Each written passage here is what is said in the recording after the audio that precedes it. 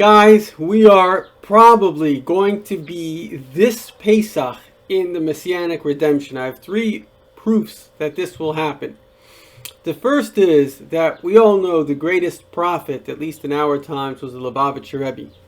And he said an amazing, it's literally a prophecy, which every single year the Rebbe would describe the acronym for that year. So for example, Tov Shem Mem was Tehei Shnas, I think Moshiach.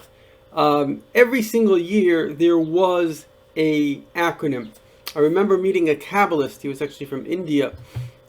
Thousands of books of Kabbalah. He asked me what was the acronym for the year. He said it's a very significant thing. So the only prediction that I know of that the Rebbe made in advance was this year. He said, Haya Tehei Shnas Plois Arenu. It will be a year of extraordinary miracles. Now, what's very important to understand is that the Rebbe actually sort of predicted the corona. He said that beforehand, he compared it to Egypt, it would be negative, and then it would become positive. So my friends, this is not a joke. This is a great prophet telling us that this is the year, and we know that Moshiach will come in the month of Nisan, which is now. Presumably, he will come Yud Aleph Nisan on the Rebbe's birthday, and this is like today is the 9th of Nisan, 10, 11, that's in 2 days. So, the bottom line is, what does that mean to us now?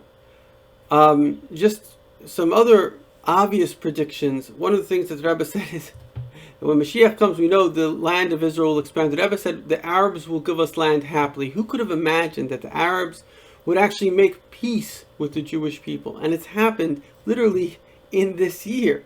So, these are Messianic ideas. And again, the Chassam Sofer, very, very great rabbi, he wrote that this year's Tov Shin Pei Aleph, it also spells Ashbais. He says, Ashbais Yarim Evyin. I don't want to go into all the Kabbalah behind it, but tremendous ideas that this year the Mashiach will come. So what does that practically mean for us? So it means only two things. Number one, imagine, the Baal Shem Tov gives an example, that once there was a king, and he was a magician, so he said, I'm going to make a party for the whole country. So everybody figures a party, okay, it takes a while to prepare a party. But the ministers knew that the king was a magician. So what did they do? They immediately got dressed, ready for the party.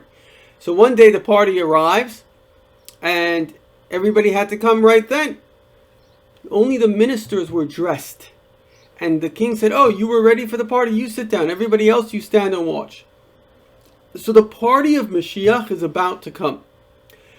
And it's going to matter to what extent are you dressed in your Shabbos clothes? Are you ready for Mashiach? Because, of course, Mashiach, like Moses, embraces everybody. But the question is, are you going to be able to embrace yourself? Are you going to be able to look at yourself and say, you know what? I didn't get distracted by all the pornography and all the media and all the hate.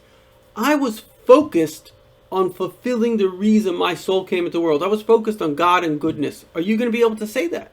Because that's all that's going to matter. You know, when a person gets to heaven, this whole world is a joke. It's all nothing. It's just different people trying to impress different people because they have low self-esteem. That's basically what it is.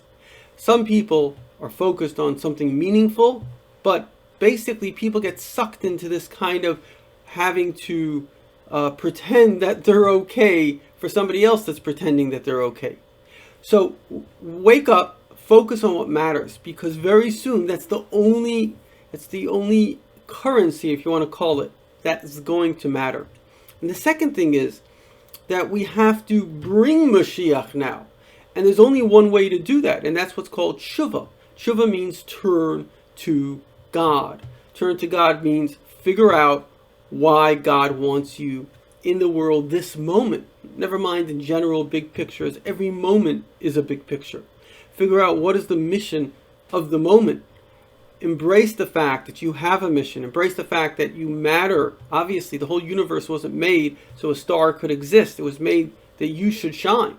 So get with the program, because the program's about to get with you.